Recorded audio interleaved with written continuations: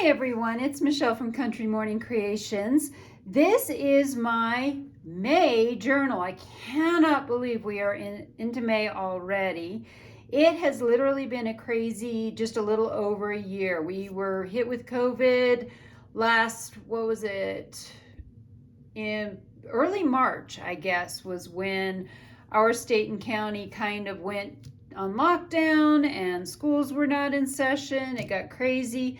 So this has been a really crazy year. And I have to say, as a school teacher having to teach in this environment, it has been really stressful, which is why you pretty much have not seen me over the last month or so, because instead of creating really big journals, I've really been focusing on doing more art journaling, and I will share all of that in another video. So for this month, I wanted to do a lot of experimenting. Again, I'm using the printables from Planning Janny. I will link her Patreon or Patreon, depending on how you pronounce it, tomato, below. I will, but this all is pretty much from her. But I did a lot of experimenting this time. And I do, when I say experimenting, and this is a true confession, you know, they say Instagram and YouTube is everybody's best foot forward or whatever. So I had to print out, I messed up this cover. I got paint on it when I tried to open the paint, and I was messing around with some different colors here. And this one, I didn't print it out quite right. And so I did some experimenting with this. So those ended up not being my cover. This is my cover, what I ended up with. So it took me 3 tries. But I had a lot of fun experimenting with this. So for the cover, what I used up here is I used a stencil. It's the Tim Holtz Scrolly stencil, whatever that's called. And this Opal Magic. So if you look at this, you can see it, I think, better in here. It kind of has this pinky color to it. When it dries, it looks more gold, but you can see that as you shift it, it looks gold. And what happens is in the true light, it will look pink and it will look gold, depending on how you hold it. So that's super cool. I wanted to play with that. The other thing I played with is Glossy Accents. So the Glossy Accents, I got that out, and I knew that I could get this really awesome gloss to the cloche. I'm not sure if there isn't another name for this, but that's what I grew up calling these. So I put the Glossy Accents where there would be glass. So now it's all shiny. And then on the printable, as you saw, there actually is a moth or butterfly there, but I wanted something 3-dimensional, so I experimented with that. And then on the very bottom, I used some of my sticker printouts and added those to the bottom to bring just a little bit of balance and to bring the eye down so that you see more of the if you can dream it, you can do it. You can see that things have gotten smeared and smudged on the cover. You know, things happen. It's okay. And then I also experimented with gilding edges. So I have gilded the edges, and I rounded the corners, and I rounded both corners for symmetry. Usually I'm not into symmetry, but I decided to do that. So if you've seen these videos before and have been following along with me, I've been doing this, I think, for 3 years now, where I do create a new journal for every month. And then I bind them together in a 6-month binder. You'll know that it's pretty much the same stuff. So for those of you who are new, I'll go over it again. I use acid-free coffee-dyed paper. Yes, my paint has now, I thought I got this all unstuck earlier, but it looks like I've stuck some pages together. So we'll have to pull some pages apart. So I use this coffee dyed paper. I coffee dye it. I acid neutralize the coffee. I use acid neutral. It's a hammer mill paper, so it's acid neutral also. Pretty much the same stuff I use. I will link below how I coffee dye as well as how I acid neutralize the coffee that I use. There are the usual, I do flips. So this is now a pocket because I sealed it shut. I have some grid paper in here. I'll come back to this in a second. I have grid paper in here. I have tissue paper because I love the sound of tissue paper. Let's see, what else do I have in here? Oh, I have some Edith Holden, but it's no pictures. This is just some Edith Holden that I had, and I liked that it was just words. And then I have some French music that I've kind of left as a tuck spot so I can tuck some things in it. So again, tuck spots that may or may not, they're supposed to be flips that I can flip out and journal in. 3-hole hole punch. I was feeling lazy. I usually do a 5-hole hole punch. Let's see if we can break apart some of the paint where it is. This is really pretty. I'm loving this paint. So I experimented with this. And what I've done is I recorded all of this. I recorded doing the cover, how I did the cover, how I did the gilding.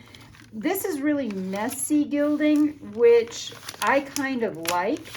And so there's a flip. I like it, but you may want to do it more neatly. I'm sure there are videos out there on how to do it properly. I just don't know. I didn't feel like looking one up. I have some of this really awesome dark coffee dyed paper too. And that's part of the dyeing process.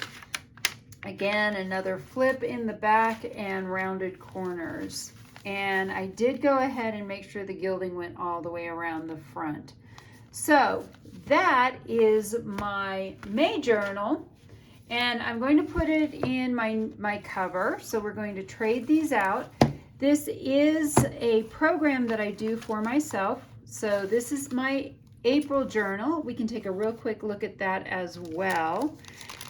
I have a class. It's only $35. That's not even on sale. It's a very inexpensive class that I sell on my Etsy channel that teaches you how to make your own hardcover for your journals, how to make these journals, and then also how to make your 6-month binders. So I'm now ready for May. Let's take a look at my April journal, and then at the end of this, my how-tos will be on there as well. Oh, hold on a second. I realized I did not show you my May cover page. I like to do a cover page at the beginning, and so at the end of this, I also will include my collage process for that. And then April, I loved this. April was where I did some things with the actual laminator. I've been using the laminator a lot for this series, and I do 6-month series. So this is a lot of, I mean, like, isn't that gorgeous? And then, this is how I journal daily. I like to do a little collage. I like having the flips because it gives me extra room for collaging, and I'll show you one of my flips that goes the other way, because I will a lot of times write. So when the flip is on the left, I don't always write onto it, but I will write out onto a flip like this. So see how I've kind of bled over into the edge and done that. So yes, I have had a lot of fun with this kit. This kit I thought was absolutely gorgeous. One of the fun things that happened was that I ran out of yellow ink, so instead of these printing black and white, they printed out in that blue. And here is my last day of April. I could probably use this and do a collage with all my leftover pieces. That might be fun, and that would be a great way to use them up. So anyway, that's my April journal. I'm done with that. And now I have my May journal with my 3D moth and my Glossy Accents and my, what is this, Opal Magic, and my May cover page done. If you would prefer to see a much faster version, on my Instagram, which is also linked below in the description box, in my Instagram, I do the sped up versions of these. So if you want to take a look at the sped up version of doing the May cover page or my April cover page or any of that, that's all over there on my Instagram channel. So I hope I've inspired you to be creative today.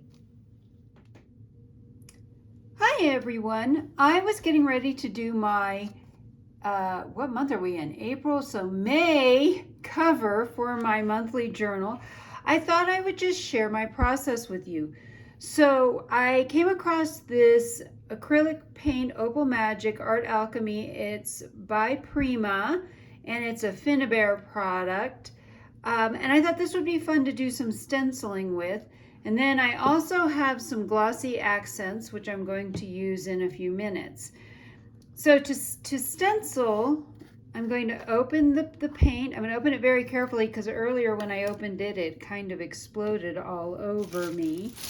And I was playing with it, so I have my brush here.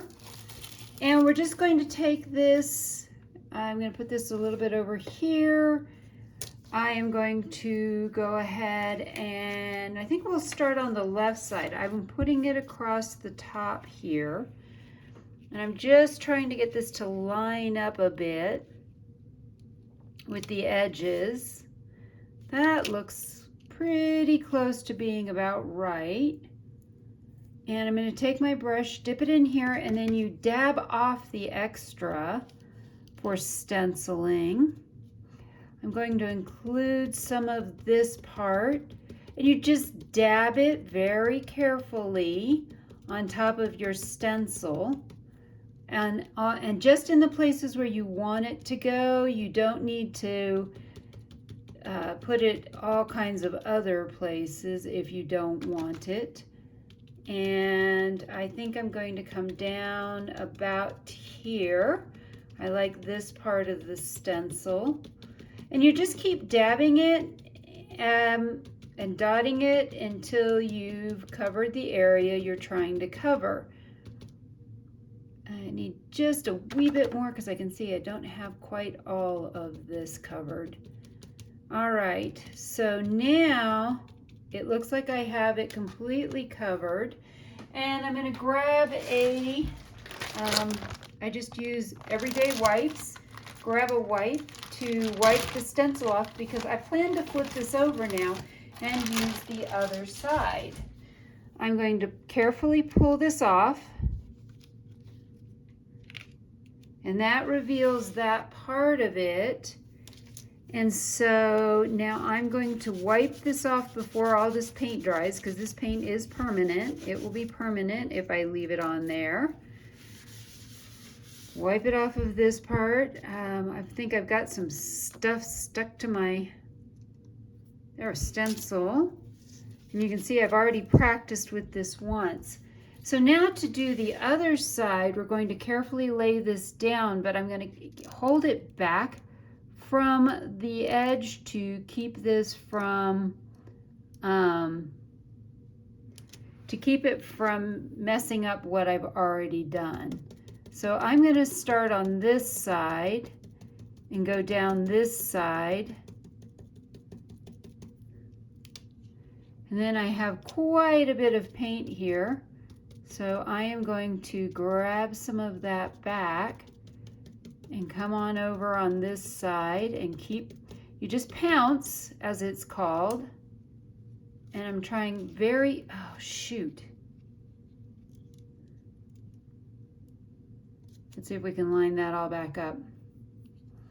I'm trying to keep this all in one place, and as you can see, I am struggling today with getting a lot of things done.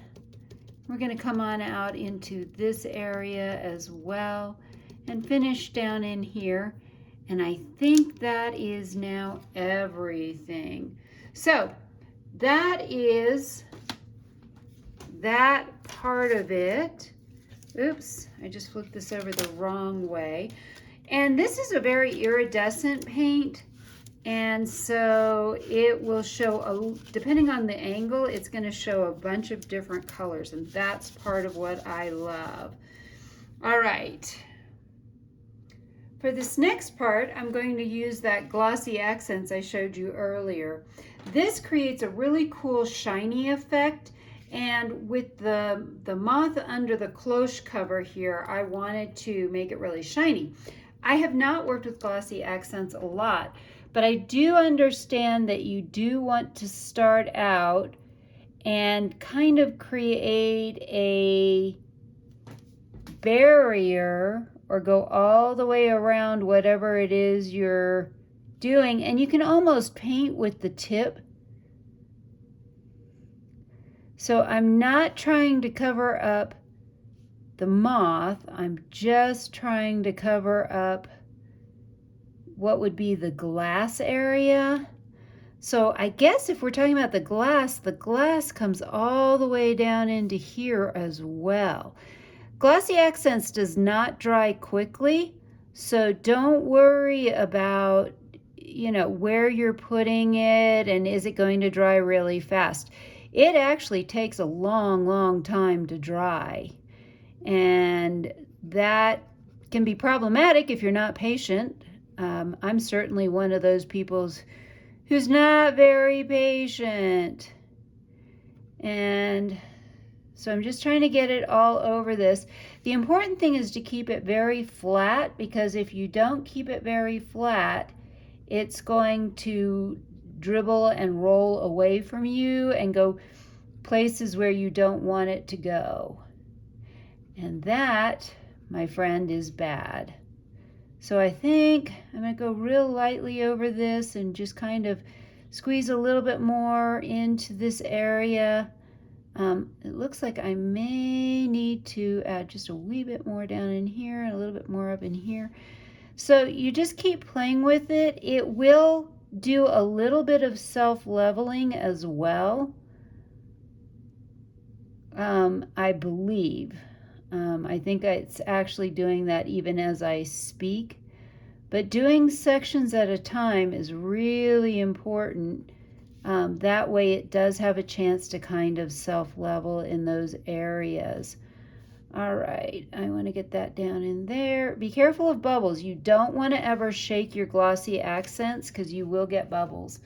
All right, we're going to now do this top part. And again, I'm not trying to go all the way over the moth because I'm going to put a three-dimensional piece over the top of it that will then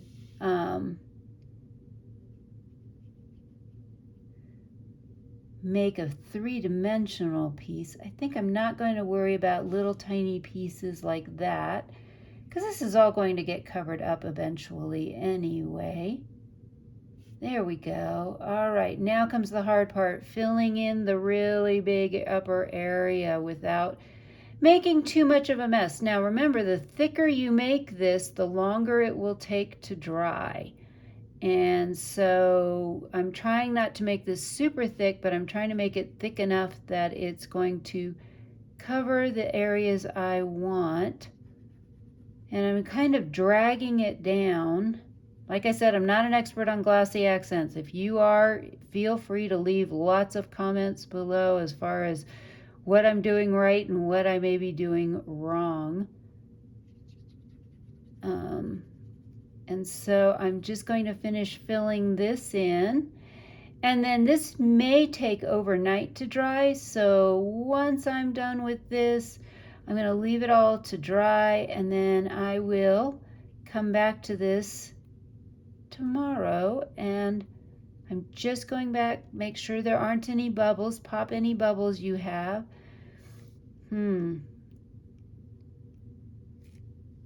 And make sure you have all the areas covered that you want covered.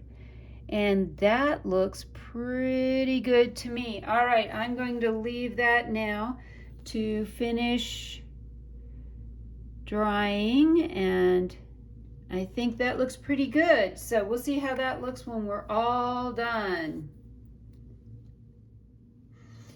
This is what the cover looks like now that I have let it dry overnight. This was actually pretty dry last night after a couple of hours. There's a lot of bubbles. I think it's the way I did this. Again, like I said, I've never really played with Glossy Accents before. So there's quite a bit of, and then it's pretty flexible. You can see it bends, but I flexed it a little too much and cracked it there. However, it's just for me. I'm not going to worry about it. And I don't know if you can see the iridescence, but this actually kind of sort of changes colors, this paint. So this Art Alchemy Opal Magic is really cool. It looks very gold, but it depends on the angle of the light. It looks almost a rose gold in the light. So at this point, I'm going to go ahead and just finish this up. So I have cut out another copy of this, and I did this on cardstock, and you'll see that I had printed out another copy. This is now my third cover that I'm working on. So just to let you know that life does not go as planned, and what you see is everybody's highlight reel is very true, because I printed out multiples of this before I got it right. So I played with this one, I cut the thing out from this one, and this is my final product. So yeah, things don't always go as planned. And I'm just going to add a couple of little details at the bottom. I feel like the bottom is very blank, and I wanted to just throw a couple more little details down here. These again are all from Planning Janny. I love her kits. And so these are the May Planning Janny ones. And we are going to just throw a couple more things on and be done. All right. And then I love this. This last piece is a little fountain pen. It's beautiful. It looks like it's been wood carved, and I know that she draws all of these things. And yes, these are all stickers. I love them. And this one I'm going to put at an angle, I think. Let's go like that. All right, so now you have the 3D moth that's in the cloche, and some decorative pieces at the top and a couple of extra things at the bottom, and that helps really draw my eye down to the if you can dream it, you can do it part of this. I'm going to probably go ahead and round the corners. I'm going to get the pages sewn in, and then there's one last thing I'm going to do to finish this up. For this next part, I have already bound the book. I was being really lazy, so I actually only did a 3-hole pamphlet stitch instead of my normal 5-hole pamphlet stitch. And then I rounded all the corners, and usually on a notebook you don't round these corners, but I decided to do it anyway, and I kind of like it. The last thing I want to do, and I'm going to go ahead and clip this back shut while I open the thing. No, I don't know where you can buy these anymore. I think I bought mine off of scrapbook.com several years ago. You could check Etsy, but I have not seen these in a long time. The last thing I want to do though, and I am going to just go ahead and do this on camera, is I'm going to attempt to gild the edges of this notebook. And so I just want a little bit, and I'm just going to go along and kind of tap this on the edge. We don't want this to be too wet because we don't want it all sticking together, but I'm trying to get it all the way down into all the little edges that are there. And I don't know, this is probably not the right way to do this, but I'm doing it this way anyway. And maybe we'll try this a little bit. See if we can't, oops, I'm realizing I didn't get that back corner clipped, but I will do that momentarily. And this may be a total fail. I'm okay with that. I just wanted to try this out and see if I couldn't get just a little bit. I'm sure this works really well on a book where you have all the edges that are the kind of the same. And I'm going to kind of go like this so we can see it. Oh, there we go. Now I can see it a little bit better. I have seen this done on a couple of different things where you're painting out the edges that are showing. And I'm really liking how this is coming out. So we just want to paint the edges. Oops, I'm realizing I'm painting the cover, and I probably didn't want to do that, but I'm going to leave it, and I may go back and fix that. So we're going to take this part now and just keep going down the edges like this, kind of coming through this way. So it really shows up nicely on when you've got your layers not all even. And that's what I'm trying to do here, is I'm not trying to get all of these even. So you can see how the book splays out and the pages don't all completely line up perfectly. So I'm going to flip this over now and pull the back cover off, and we're going to go the other direction as well, just so we have it looking more even. And it's really interesting to see this paint too, because it changes color depending on the light, and as it dries it seems to start looking more gold colored, which is kind of cool. It says that it changes color in the light depending on the light, which seems to be very true. So the only thing I know I'm going to have to be really careful of is if I'm not careful and I don't if I try to like keep this really shut tight after I've done all this painting, what I'm going to run into is my pages will all stick together, and we don't want pages stuck together. So going to come in, do a little bit more on this end, flip it back over, maybe go this way.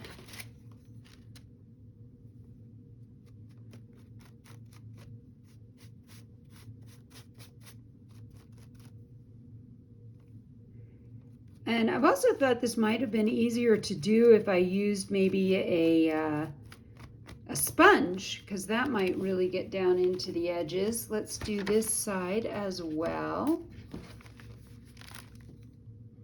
And I can feel I'm getting paint all over myself, which seems to be the case whenever I'm doing stuff like this. So, yeah, it's all good. It's all good in the end. So let's get a little bit more over on this side, kind of go around the edges.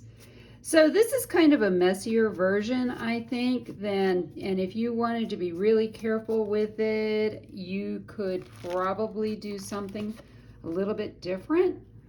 And